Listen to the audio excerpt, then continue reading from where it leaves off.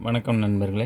இதுவாக வந்து பார்த்திங்கன்னா கடுகு மஸ்டர் இது வந்து எடுத்துருக்கிறேன். கிட்டத்தட்ட ஒரு 5 கிராம் இருக்குது. 5 கிராம் மஸ்டரில் எதுக்கு இது எக்ஸ்பிளைன் பண்ணுறேன்னா, இந்த ஒரு கடுகு தான் வந்து ஒரு கடுகு எடுத்துக்கிறேன். இந்த ஒரு கடுகு தான் நம்ம பூமி. இந்த பூமியை எடுத்து இங்கே வச்சுட்டேன். இந்த பூமியை எடுத்து இங்கே வச்சதுக்கப்புறம் இதை ரவுண்ட் பண்ணிட்டேன். நம்ம பூமி இங்கே இருக்குது. இதுதான் பூமி. இதுக்குள்ளே இருக்குது பூமி. இங்கே சூரியன் வந்து இங்கே பல கோள்கள்லாம் சுற்றி வந்துட்டு இருக்குது. இப்போ இது நம்ம சூரிய ஃபேமிலி, நம்ம குடும்பம் என்ன, இது ஃபேமிலி. அப்போது இதில் இருக்கிற ஒரு கடுகு தான் நம்ம ஃபேமிலி, சன் ஃபேமிலி. அப்போ இதில் எத்தனை ஃபேமிலி இருக்கும்? ஒரு 5 கிராம் கடுகில் எவ்வளோ ஃபேமிலி இருக்கும்? அதுதான் என்னோடய கொஸ்டின். இதுக்குள்ள இந்த கடுகுக்கு, ஒவ்வொரு கடுகுக்கு இருக்கிற தூரம் தான் வந்து நம்ம பூமி. இவ்வளோ பூமி ஒட்டுக்காக தான் இருக்குது. இந்த இதை வந்து தனியாக கொட்டினா, இதை வந்து அப்படியே ஸ்ப்ரெட் பண்ணால் எப்படி தூரமாக போகுதோ, இப்போ வந்து இந்த பாத்திரத்தில் வந்து இருக்குது கடுகு. இதை கீழே கொட்டினா எவ்வளோ தூரம் போகுமோ அதே மாதிரி தான் பூமி ஸ்ப்ரெட் ஆகிருக்கு. ஸோ அதுக்கு உண்டான டிஸ்டன்ஸ் வந்து எவ்வளோ இருக்கோ அதுதான் வந்து பூமியோட டிஸ்டன்ஸு. எவ்வளோ தூரத்தில் இருக்கோ அவ்வளோ தூரம். பட்டு நம்மளோட டிஸ்டன்ஸ் வந்து பார்த்திங்கன்னா, ஒரு சில பூமி வந்து 1 ஒளியாண்டு, இன்னும் 5 ஒளியாண்டு, அந்த மாதிரி எவ்வளவோ லட்சம் கிலோமீட்டர் போகுது. ரெண்டாவது வந்து பார்த்திங்கன்னா, இந்த கடுகில் இருக்கிற பெட்ரோலு, டீசலு இதெல்லாம் முடிஞ்சு போச்சுன்னா நம்ம வேறு பூமியை கண்டுபிடிக்க முடியாது.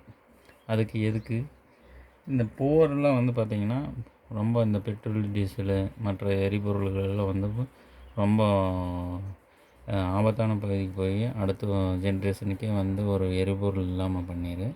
அதனால் வந்து இந்த கடுகில் இருக்கிற மக்கள் வந்து என்ன பண்ணணும்னா, நாட்டு மக்கள், நாட்டு தலைவர்கள்லாம் என்ன பண்ணணும்னா வந்து போர் வந்து சுத்தமானமே அவாய்ட் பண்ணிவிட்டு, கரெக்டாக வந்து போர் இல்லாமல் வந்து அடுத்த பூமியை என்ன பண்ணலாம்.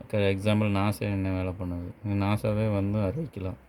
இந்த மாதிரி போரெல்லாம் ஏற்பட்டுச்சுன்னா வந்து பூமியில் இருக்கிற எரிவாயுக்கள், எரிபொருள்கள் எல்லாம் வந்து தீர்ந்துருச்சுன்னா என்ன பண்ணுவாங்க.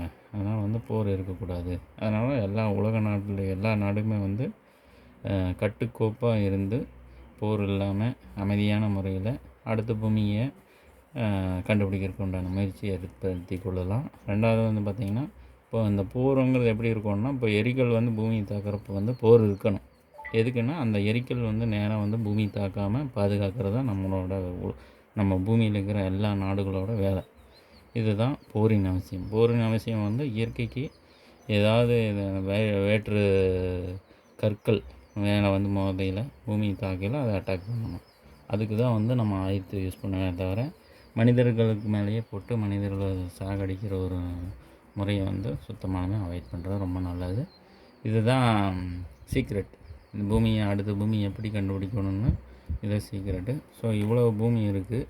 அதனால் வந்து ஒரு பூமியில் வந்து நம்ம எவ்வளோ அடிச்சுக்கக்கூடாது. இப்போ ஒரு 5 கிராம் பூமியில் எவ்வளோ பூமி இருக்குதுன்னு பாருங்கள். அப்போ 1 கிலோ இதில் எவ்வளோ இருக்குது மஸ்டரில், அதுதான் கொஸ்டின்னு.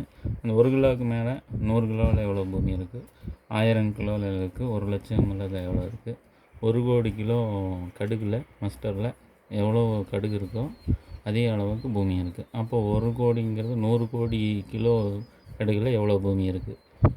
ஸோ கணக்கு போட்டுக்கோங்க. இதுதான். ஸோ வந்து நான் வந்து முற்றிலும் அமைதியான ஒரு உலகத்தில் இருந்தால் மட்டும்தான் நம்ம வேறு பூமியை பாதுகாத்து கண்டுபிடிக்க முடியும். இதுதான் என்னோடய ஒப்பீனியன். நன்றி நண்பர்களே.